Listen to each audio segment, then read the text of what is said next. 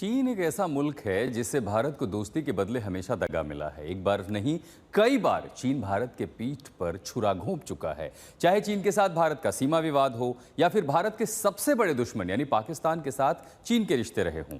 चीन की जुबान पर दोस्ती के राग है, लेकिन दिल में हमेशा उसके खोट है।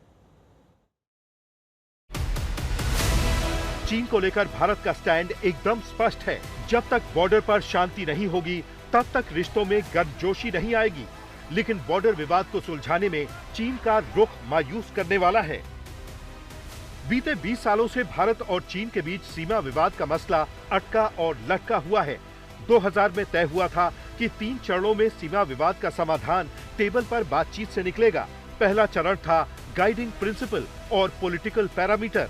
दूसरा चरण सीमा विवाद निपटाने के लिए फ्रेमवर्क तैयार करना और तीसरा चरण था फेयर, रीजनेबल और दोनों पक्षों को स्वीकार्य सीमा का समाधान। लेकिन 2005 से दूसरे चरण पर मामला अटका हुआ है।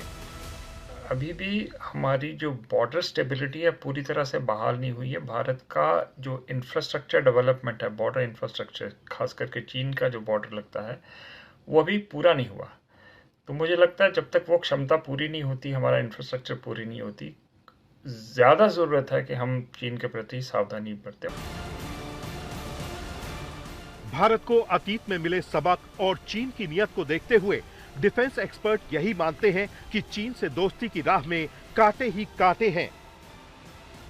चीन एक एक्सपेंशनिस्ट पावर है। उसकी शुरू से ही नज़र रही है हिंदुस्तान के अरुणाचल के ऊपर, लद्दाख के ऊपर। 1954 में एक इंटरनेशनल प्रेस कॉन्फ्रेंस में मो से तुमने बोला था, चाहे हमको जितना भी समय लगे, हम अरुणाचल को, लद्दाख को, सिक्किम को, नेपाल को और भूटान को अपने साथ मिलाएंगे। उसकी नीतियों में कोई परिवर्तन नहीं आता। सरकारें आए, सरकारें चले जाए, लेकिन नीतियों में कोई कमी नहीं आती।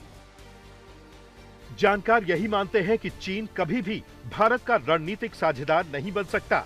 इसकी वजह है उसका पाकिस्तान प्रेम और पाकिस्तान में किया गया भारी निवेश।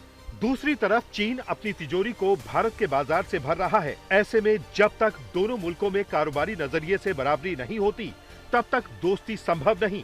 लिहाजा भारत अपने हितों के हिसाब से चीन से दोस्ती बढ़ा सकता है। इमीडिएटली भारत के दौरे के बाद चाइनीज फॉरेन मिनिस्टर पाकिस्तान जाते हैं, थोड़ा वरीसम है, थोड़ा ऑकवर्ड है। लेकिन अगर आप इसको दूसरी तरह से देखें, आजकल वर्ल्ड ऑर्डर में ये पॉसिबल है। ये सब डिप्लोमेसी है। हमने भी तो इजराइल और ईरान दोनों के साथ डिप्लोमेसी रखी है और अच्छे संबंध रखे हैं। तो चाइना भी अपने अपने इंटरेस्ट के हिसाब से वो इंडिया और पाकिस्तान के साथ रख सकता है। हम चाइना को इस स्थिति में नहीं है कि हम चाइना को ये बोल सकें कि आप पाकिस्तान के साथ संबंध मत रखिए।